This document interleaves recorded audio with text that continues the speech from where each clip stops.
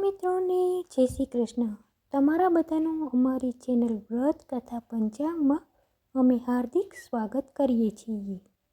આજે આપણે પુરુષોત્તમ માસમાં દેડકા દેવની વાર્તા સાંભળીશું.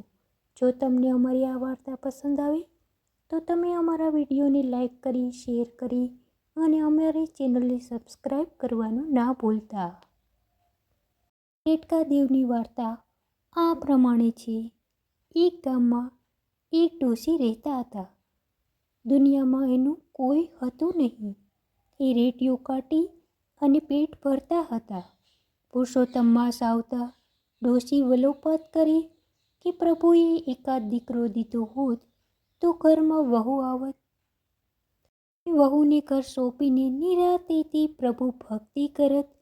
રાંધવા ચીંધવાની કટાકોટ પુરુષોત્તમ પ્રભુને નિરાંતેથી ભજવાતા પણ નથી. આવો વલોપાત કરતી ડોશી દાંતણ કાપવા ગઈ.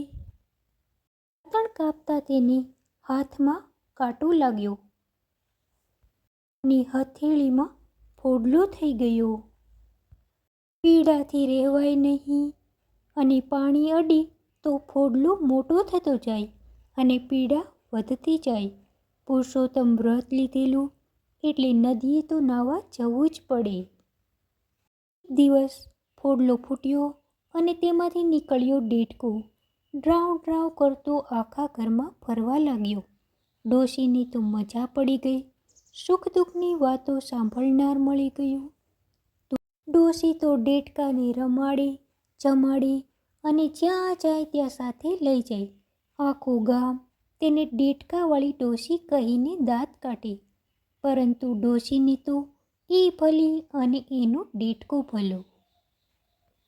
પુરુષોત્તમ માસ પૂર્ણ થયો અને દેડકો તો રોજ ડ્રાઉ ડ્રાઉ કરતો નદીએ પહોંચી જાય.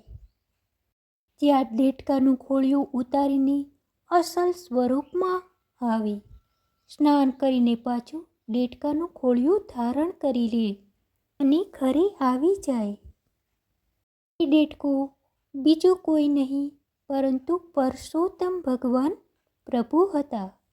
એક દિવસ પરોઢિયે રાજાની કુંવરીની ઊંઘ ઉડી ગઈ. કુંવરી તો ઝરૂખે આવી અને ઊભી રહી. સામે જ નદી છે. નદીમાં એક દેવ પુરુષ સ્નાન કરી રહ્યો છે. કુંવરી તો મોહિત થઈ ગઈ. થોડી વારે દેવ પુરુષ નદીમાંથી નીકળ્યો અને દેડકાનું ખોળિયું ધારણ કરીને ચાલ્યો ગયો.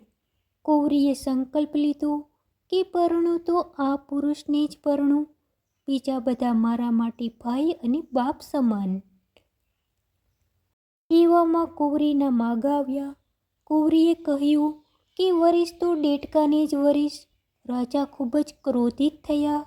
સામ દામ દંડ ભેદ અજમાવ્યા પરંતુ કુંવરી એકની બે ના થઈ. એ તો અન્નજળ છોડી દીધા. હારીને રાજાએ ડોશીને બોલાવી. વાત જાણતા ડોશીના તો હરખનો પાર ના રહ્યો.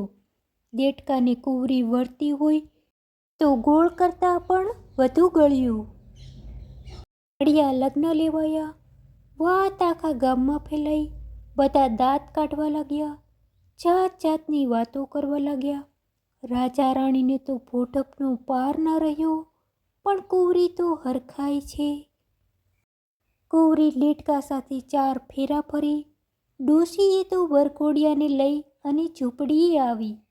રાત પડતા જ ડોશી ઊંઘી ગઈ. કુંવરી જાગે છે અને દેડકા સામું જોઈ છે.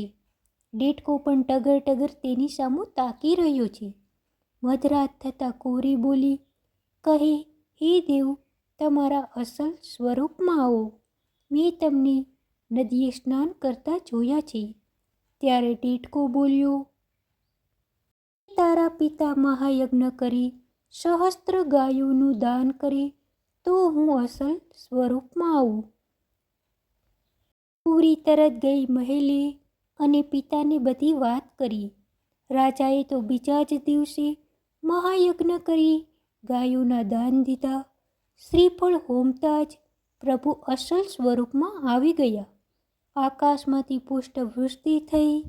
પ્રભુ કૌરીને અને ડોશીને સદેહે વૈકુંઠમાં લઈ ગયા. હે પુરુષોત્તમ પ્રભુ, તમે જેવા ડોશી અને કૌરીને ફળ્યા તેવા વ્રત કરનાર, વાર્તા વાંચનાર, વાર્તા સાંભળનાર સૌને ફળજો. સૌની મનોકામના પૂર્ણ કરજો.